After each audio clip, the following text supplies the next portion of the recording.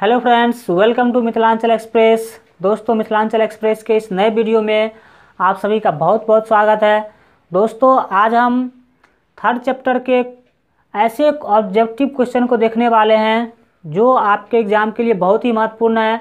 और दोस्तों, इस वीडियो में हम थर्ड चैप्टर से संबंधित ऐसे सभी ऑब्जेक्टिव प्रश्न का डिस्कशन करेंगे जो आपके एग्ज़ाम में पूछा जाता है। और अगर आप इस वीडियो को शुरू से अंत तक देखते हैं तो हम 100% कह सकते हैं कि आपके एग्ज़ाम में इस चैप्टर से एक भी क्वेश्चन नहीं छूटने वाला है, क्योंकि कंप्लीट शुरू से लास्ट एक एक कंसेप्ट को देखते हुए इसके सभी ऑब्जेक्टिव क्वेश्चन को आज देखने वाले हैं। तो ज़्यादा आपका टाइम नहीं लेते हैं, चलते हैं हम अपने वीडियो की तरफ। दोस्तों, क्या है कि इस चैप्टर से संबंधित जितने भी ऑब्जेक्टिव प्रश्न आपको आएगा उसके लिए कुछ आपको कंसेप्ट भी होना चाहिए। विदाउट कंसेप्ट आप जो है डायरेक्ट अगर ऑब्जेक्टिव बनाते हैं या फिर पढ़ते हैं तो आप कहे जाएंगे कि आप रट रहे हैं। लेकिन अब आप अगर कुछ कंसेप्ट को समझ के चलते हैं तो आप बिना रटे हुए कंसेप्ट के तौर पे किसी भी ऑब्जेक्टिव को आसानी से बना सकते हैं। तो चलिए चलते हैं कि आखिर इस चैप्टर के सभी प्रश्न को बनाने के लिए कौन सा ऐसा कंसेप्ट है जो आपको पढ़ना बेहद ही महत्वपूर्ण है। दोस्तों, आपको बता दें, जैसा कि आप देख रहे हैं सारणी, ये जो टेबल बना हुआ है, इस टेबल को अगर आप इस छोटे से टेबल को अच्छा से अगर आप समझ लेते हैं, ध्यान में रख लेते हैं, तो इस चैप्टर के जितने भी ऑब्जेक्टिव आएंगे आप आसानी से उसे सॉल्व कर सकते हैं। और इसको याद करने से, इसको समझ लेने से आपका ऑब्जेक्टिव तो ठीक होगा ही होगा, साथ ही साथ आपका बहुत सारा सब्जेक्टिव क्वेश्चन भी इससे संबंधित आता है जिसको आप आसानी से बना सकते हैं। तो चलिए देखते हैं कि क्या खास है इस टेबल में रखा हुआ। दोस्तों, जैसा कि आप देख रहे हैं, टेबल इधर क्रम संख्या लिखा हुआ है, रैखिक समीकरण युग्म। और आपको बता दें कि इसमें दो चर वाले रैखिक समीकरण युग्म के बारे में पढ़ना है। तो आप देख रहे हैं इसमें समीकरण का उदाहरण ले लिए हैं, इसमें अनुपात का तुलना लिए हुए हैं, अनुपात का, और इसके बाद अनुपात की तुलना देखिए कि वह अगर एग्ज़ाम में पूछा जाता क्या है। एग्ज़ाम में ये पूछा जाता है कि प्रतिच्छेदी ग्राफ अगर होगा, ग्राफ कैसा होगा, अगर प्रतिच्छेदी होगा, ग्राफ किस प्रकार का होगा, प्रतिच्छेदी, तो आपको पूछा जाता है कि उसका हल कितना होगा। तो आप देख रहे हैं कि जिस ग्राफ का जो हल है, जिस ग्राफ का अगर जो ग्राफ प्रतिच्छेदी होता है उसका केवल एक हल होता है, और उस प्रकार के ग्राफ को हम लोग संगत कहते हैं। अगर इसका ग्राफ आप देखना चाहेंगे तो देखिए, इसका ग्राफ जो होता है कुछ इस टाइप का होता है, प्रतिच्छेद करती हुई रेखाएं, दो प्रतिच्छेद करती हुई रेखाएं। आपको बता दें कि दो चर वाले रैखिक समीकरण से जो ग्राफ बनते हैं वो एक ऐसा बनता है जो एक रेखा दूसरे रेखा को प्रतिच्छेद करता होता है, और एक ऐसा बनता है कि एक ही रेखा दूसरे रेखा के ऊपर ओवरलैप करता है, यानी कि एक रेखा पर ही दूसरा रेखा आप कह ले तो वो आश्रित रहता है। इसके बाद तीसरा टाइप का जो ग्राफ आपको देखने को मिलता है इस चैप्टर के अंदर, वो इस टाइप का बनता है, इसको कहते हैं प्रतिच्छेदी। जैसा कि आप देख रहे हैं, प्रतिच्छेदी रेखाएं। इसके बाद ये होता है, इसको हम लोग समपाती रेखा के नाम से जानते हैं। तो अभी आपको सभी हम बताएंगे कि कब जो है ग्राफ प्रतिच्छेदी होगा, कब समपाती होगा और समांतर कब होगा। देख लीजिए, ये जो ग्राफ होता है वो समांतर ग्राफ कहलाता है। तो तीन टाइप के ग्राफ होते हैं, वो तो आप देखिए। आखिर इस टेबल से हमें क्वेश्चन कैसे पूछा जाएगा। आप जो है अगर इस तीन बातों को नहीं भी ध्यान रखते हैं तो कोई दिक्कत नहीं है, लेकिन यहाँ से लेकर के इस सभी तीन चार बातों को याद रखना आपको बहुत ही ज़रूरी है। ये तो एग्जाम्पल के तौर पे है, ये तो एग्जाम्पल है, और एक चीज़ का एग्जाम्पल तो हज़ारों हो सकता है, लेकिन मेन कंसेप्ट जो है आपका वो ये है। आपको पूछा जाता है कभी कभी इस टाइप से क्वेश्चन, तो आप देख लीजिए, अगर अनुपात का तुलना, किसका तुलना, अनुपातों की तुलना अगर क्या होगा, A1/A2 B1/B2 के बराबर नहीं होगा। जिस समीकरण के अनुपात का तुलना जो होगा वो A1/A2 और B1/B2 के बराबर नहीं होगा, वो समीकरण कैसा कहलाएगा, वो समीकरण जो होगा वो उसका ग्राफी निरूपण जो होगा वो प्रतिच्छेदी रेखाएं होंगी। जैसा कि आप देख रहे हैं प्रतिच्छेदी ग्राफ इस प्रकार का होता है। तो अगर A1/A2 और B1/B2 बराबर नहीं हो तो उसका ग्राफीय निरूपण जो होगा वो प्रतिच्छेदी रेखाएं होगी। उसके बाद उसका ग्राफ आप देख रहे हैं, एग्जाम्पल के तौर पे आपको हम ग्राफ भी दिखा दिए हैं कि प्रतिच्छेदी रेखा कैसी होती है। इसके बाद प्रतिच्छेदी रेखा का जो बीजगणितीय निरूपण, यानी कि इस रेखा के मदद से जो हमें हल प्राप्त होगा वो कितना हल होगा, तो वो केवल और केवल कितना हल होगा, एक हल, केवल एक हल होगा। और प्रतिच्छेदी ग्राफ जो होता है वो क्या कहलाता है, संगत कहलाता है। एग्जाम में आपको पूछ सकता है कि प्रतिच्छेदी ग्राफ होता है, पहला ऑप्शन संगत, दूसरा ऑप्शन असंगत, तीसरा ऑप्शन आश्रित संगत और चौथा ऑप्शन कोई नहीं। तो आपको याद रखना होगा कि जितने भी प्रतिच्छेदी ग्राफ होते हैं, प्रतिच्छेदी रेखाएं होते हैं, उससे हमें एक हल मिलता है और वो संगत होता है। इसके बाद बात करते हैं दूसरे पे, दूसरा जो है टाइप का जो आपका ग्राफ बनता है उस पर अनुपात के तुलना को देखिए। एग्जाम्पल हम दे दिए हैं कि देख रहे हैं सबका A1/A2, B1/B2 और C1/C2 का वैल्यू क्या है, सभी का बराबर है। बराबर है इसका मतलब हम कह सकते हैं कि A1/A2, B1/B2 और C1/C2 सभी के सभी यहाँ पे क्या है, बराबर है। जब कभी भी इस तरह का एक्सप्रेशन आएगा जिसमें तीनों अनुपात का तुलना सेम होगा तो उसका जो ग्राफीय निरूपण होगा वो संपाती रेखाएं होंगी। यानी कि संपाती रेखाएं किसे कहते हैं, एक ही रेखा के ऊपर दूसरा रेखा अगर लाई करे, ओवरलैप करे, उसी पे आश्रित हो तो हम कहेंगे उसे संपाती रेखाएं। और संपाती रेखा से हमें जो हल मिलेगा वो अपरिमित रूप से अनेक हल मिलेंगे। कहेंगे सर ये अनेक हल क्या होता है, आपको बता दें हल क्या होता है। किसी भी रेखा के मदद से हल क्या होता है, कोई रेखा दूसरे रेखा को जितने जगह पे टच करेगी, प्रतिच्छेद करेगी, वो उसका हल कहलाता है। इस तरह का जो समी रेखा होगा और उसका जो हल होगा, एक ही देख रहे हैं कि एक जगह पे मिल रही दोनों रेखा, तो एक जगह पे मिला तो कितना हल देख रहे हैं, एक जगह पे मिलने वाला केवल एक हल। और इस रेखा का संपाती का अनेक हल होता है क्योंकि ये दोनों रेखा अनेकों जगह पे टच कर रही है, अनेकों जगह पे क्या हो रही है, मिल रही है। इसीलिए हम इसको क्या कहेंगे कि संपाती रेखा का जो हल होगा, सॉल्यूशन होगा अपरिमित रूप से अनेक हल। और इस तरह के रेखा को आश्रित संगत कहा जाता है। किस तरह का रेखा कहा जाता है, आश्रित संगत। इसके बाद आता तीसरा नंबर का। तीसरा नंबर में अगर A1/A2 बराबर होगा B1/B2 के और B1/B2 अगर C1/C2 के बराबर नहीं हो तो ग्राफीय निरूपण जो होगा उस टाइप के समीकरण का वो होगा समांतर।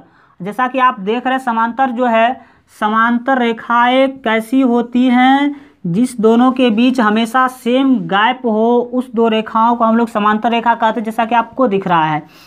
और समांतर रेखा से कोई हल नहीं आता। हमें समांतर ग्राफ प्राप्त जब कभी भी होगा तो उस ग्राफ से हमको x और y का कोई वैल्यू नहीं मिलेगा। क्यों नहीं मिलेगा, क्योंकि इसमें क्या होता है कि ये दोनों रेखाएं कभी भी टच नहीं करती है एक भी जगह पे। और जब टच नहीं करेगा तो हमारा जो हल होता तो वो तो टचिंग पॉइंट को ही हम हल कहते हैं।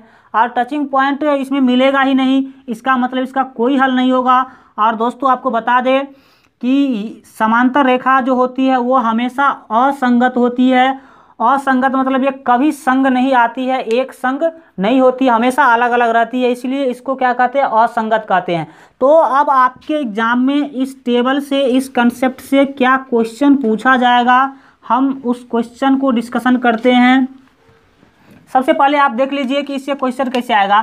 छोटा छोटा क्वेश्चन पूछता है कि समांतर रेखाएं होती है कैसा, तो आप बोलेंगे असंगत। या फिर समांतर रेखाओं का हल कितना होता है, तो क्या बोलेंगे, कोई हल नहीं। अगर पूछा जाता है कि आश्रित संगत जो रेखाएं होती है, जो ग्राफ होता है, उसका कितना हल होता है, अपरिमित रूप से अनेक। तो दोस्तों चलते हैं कि इस पर आधारित आपका क्वेश्चन कैसे बनेगा, किस टाइप का क्वेश्चन आपके एग्जाम में इस टेबल से आएगा। अगर कोई लोग इसका जो है स्क्रीनशॉट लेना चाहते हैं या फिर लिखना चाहते हैं तो लिख सकते हैं। चलिए हम चलते हैं अपने अगले क्वेश्चन की तरफ। तो चलिए दोस्तों देखते हैं हम अपने ऑब्जेक्टिव क्वेश्चन को कि किस टाइप का जो है ऑब्जेक्टिव जो है बन सकता है इस पे। सबसे पहला नंबर जो क्वेश्चन है वो ये है कि रैखिक समीकरण का आलेख कैसा होता है। दोस्तों आपको बता दें कि रैखिक समीकरण यानी कि जिसका पावर 1 हो, और इसमें हम पढ़ भी रहे हैं दो चर वाले रैखिक समीकरण। आपको बता दें कि रैखिक समीकरण नाम से ही स्पष्ट है, रैखिक समीकरण, तो इसका आलेख यानी कि ग्राफ जो होगा वो हमेशा एक रेखा होगा। रैखिक समीकरण नाम से ही स्पष्ट है, रैखिक समीकरण यानी कि रैखिक समीकरण का जो आलेख होगा यानी कि ग्राफ जो होगा वो हमेशा एक सीधी रेखा होगा। तो देख रहे हैं इसका जो ऑप्शन है, पहला है वक्र रेखा, दूसरा है परवलयाकार, तो आप तीसरा सरल रेखा। तो आपको बता दें कि रैखिक समीकरण का जो ग्राफ होता है वो हमेशा क्या होता है, सरल रेखा। परवलयाकार के बारे में आप जान ले कि परवलयाकार जो होता है वो ये द्विघात समीकरण का जो है ग्राफ होता है परवलय के आकार का। जैसे इसका जो है आप इस टाइप का देखते होंगे, इस टाइप का, ये सब इस टाइप का जो ग्राफ होता है इसको परवलयाकार कहा जाता है। और दो घात वाले समीकरण का जो आलेख होता है वो परवलयाकार होता है। लेकिन हमारा आंसर ये नहीं है, हमारा आंसर है रैखिक समीकरण, क्योंकि पूछा जा रहा है रैखिक समीकरण का आलेख कैसा होता है। तो याद रखें, नाम से ही स्पष्ट है रैखिक, और रैखिक मतलब सरल रेखा। अगला क्वेश्चन है कि असंगत समीकरण के युग्म का कितना हल होता है। आपको बता दें दोस्तों कि असंगत समीकरण का जो युग्म होता है उसका जो ग्राफ होता है वो होता है समांतर। और समांतर के बारे में आपको बता दें कि इसका कोई हल नहीं होता है, एक भी हल नहीं होता है, क्योंकि हल प्राप्त करने के लिए हमें ग्राफ का मिलना, किसी न किसी पॉइंट पे मिलना एकदम बेहद ज़रूरी होता है। और समांतर ग्राफ में आप देख ही रहे हैं कि दोनों ग्राफ एक दूसरे से कहीं भी टच नहीं कर रहा है। इसका मतलब क्या होगा कि असंगत समीकरण के युग्म का जो है हल होगा वो होगा कोई हल नहीं, यानी कि जो समीकरण असंगत होगा उसका कितना हल होगा, कोई हल नहीं। असंगत का जो ग्राफ होता है कैसा होता है देख ही रहे हैं आप, एक जो है समांतर रेखा होती है। इसके बाद संपाती समीकरण के युग्म का डॉट डॉट हल होता है, यानी कि संपाती का कैसा होगा।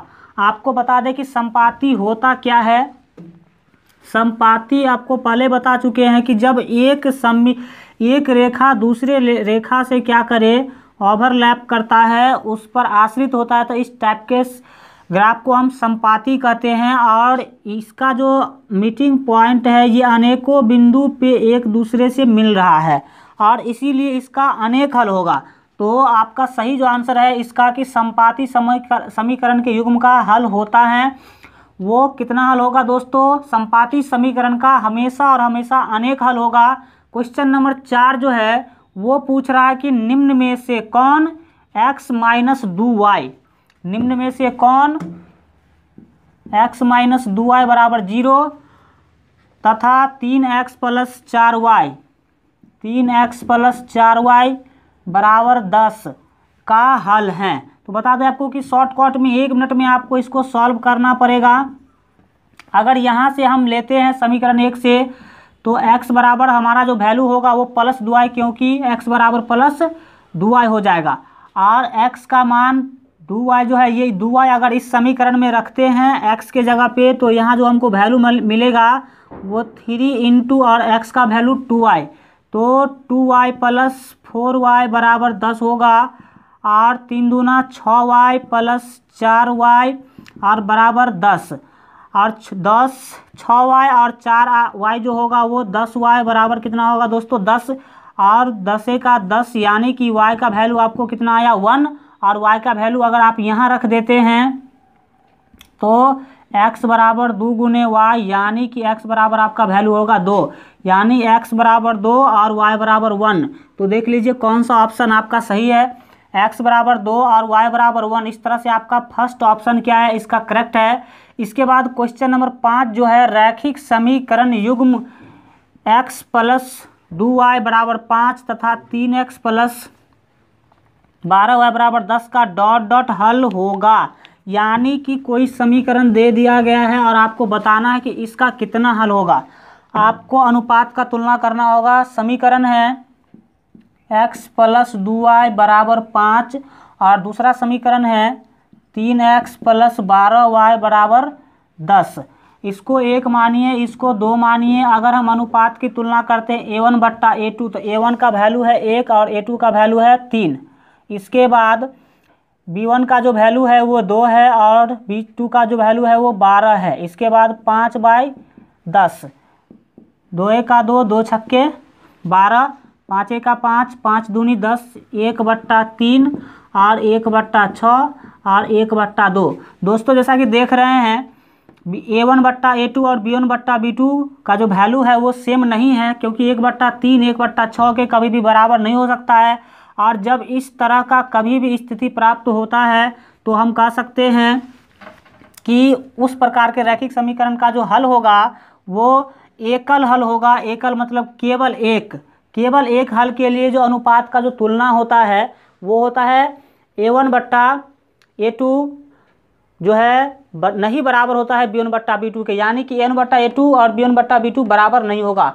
ये क्या है उससे आपको कोई मतलब नहीं है, बराबर हो भी सकता है नहीं भी हो सकता, उस पर हमको फोकस नहीं करना, फोकस करना रहता है a1/a2 और b1/b2 पे। अगर ये बराबर नहीं हो उस स्थिति में हमारा एकल हल होता है, एकल मिस होता है केवल एक।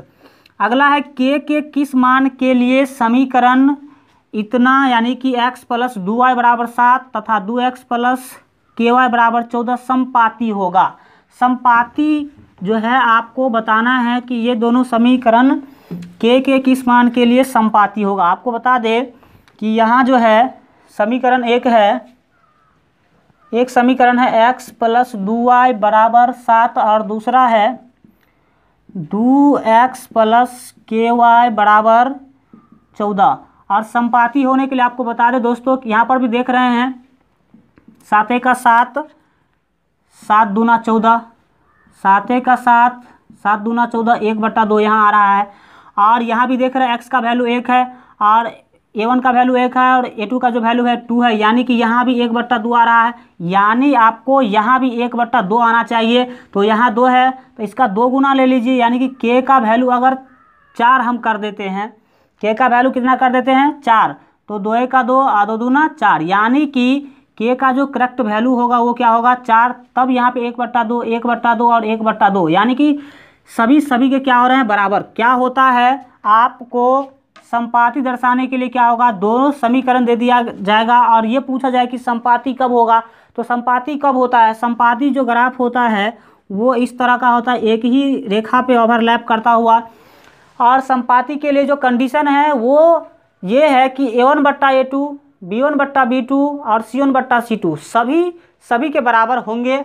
तो ऐसा कंडीशन लाने के लिए यहाँ पे हम 4 रखेंगे तभी संभव है। इस तरह आपका सी ऑप्शन बिल्कुल जो है करेक्ट होगा 4। इसके बाद निम्न में कौन दो चर वाले रैखिक समीकरण का व्यापक रूप है। दोस्तों आपको बता दें दो चर वाले रैखिक समीकरण का जो व्यापक रूप होता है वो होता है ax + by + c = 0। और ये जो आप देख रहे हैं ax² + bx + c = 0 वो है द्विघात समीकरण का, और ये द्विघात बहुपद का है। ax² + bx + c ये द्विघात बहुपद का है और ये है द्विघात समीकरण का। और ax + b जो होता है वो रैखिक बहुपद का होता है। अगला क्वेश्चन हमारा है प्रतिच्छेदी ग्राफ होता है, यानी कि प्रतिच्छेदी ग्राफ कैसा होता है, संगत होता है कि असंगत होता है कि आश्रित संगत होता है। आपको बता दें प्रतिच्छेदी ग्राफ जो होता है वो इस टाइप का होता है, एक दूसरे को प्रतिच्छेद करता है।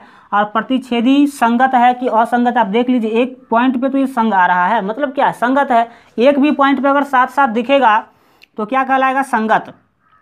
तो प्रतिच्छेदी ग्राफ हमेशा किस प्रकार का होगा, संगत। इस तरह से ए ऑप्शन इसका आपका बिल्कुल सही हो जाएगा। क्वेश्चन नंबर 9 देखते हैं जो बहुत ही महत्वपूर्ण है, इसको इस बार भी पूछा गया है 2018 के एग्जाम में। तो देखते हैं कि इसका जो है रियल जो है ऑप्शन कौन सा सही है। कहता के किस मान के लिए रैखिक समीकरण युग्म 2x - y - 3 = 0 और 2kx + 7y - 5 = 0 का एकमात्र हल होगा। दोस्तों एकमात्र हल कब होता है, जब ग्राफ प्रतिच्छेदी प्राप्त हो। जब ग्राफ कैसा प्राप्त हो, जब किसी दो समीकरण का ग्राफ अगर प्रतिच्छेदी होगा उसी स्थिति में केवल और केवल एकमात्र हल होता है। और आपको बताना है कि यहाँ पर जो हमको इस दोनों समीकरण को ऐसा बनाना है कि केवल एक हल आना चाहिए, यानी कि प्रतिच्छेदी ग्राफ बनना चाहिए। तो उसके लिए के का मान क्या लेना है, क्या ले के का मान की क्या हो जाए दोनों जो है उसका हल एक आवे, दोनों समीकरण का हल कितना आना चाहिए, केवल एक। दोस्तों बता दें कि ये जो 2k x प्लस 7y और -5 बराबर 0 है, इसका तो अनेकों तरीका से आप सॉल्व कर सकते हैं, बड़े बड़े मेथड है, लेकिन कुछ नहीं आपको करना है, ऑब्जेक्टिव क्वेश्चन को ऑब्जेक्टिव की तरह सॉल्व कीजिए। जैसा कि क्वेश्चन में x और y का वैल्यू दे दिया है, तो x y का वैल्यू दे दिया तो क्या कीजिए, आप ऑब्जेक्टिव बना रहे सिंपल करने का काम करेंगे, x y का वैल्यू यहाँ पे पुट कर देंगे।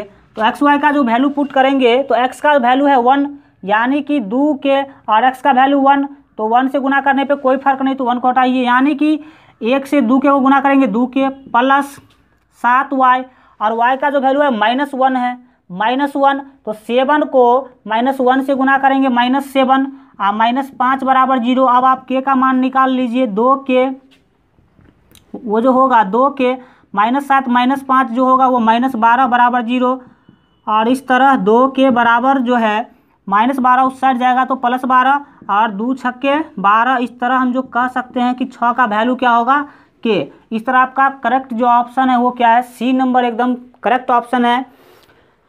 दोस्तों आशा करते हैं कि ये वीडियो आपको अच्छा लगा होगा, और वीडियो हल्का भी अच्छा लगा हो तो कृपया वीडियो को लाइक कर दीजिए और दोस्तों में शेयर कीजिए। और अगर आप हमारे चैनल पे अभी नए हैं तो कृपया सब्सक्राइब के लाल बटन को दबा करके चैनल को सब्सक्राइब कीजिए, और साथ ही बेल आइकन को भी प्रेस कर लीजिए ताकि कोई भी नया वीडियो अपलोड करे तो उसका नोटिफिकेशन आपको सबसे पहले मिल सके।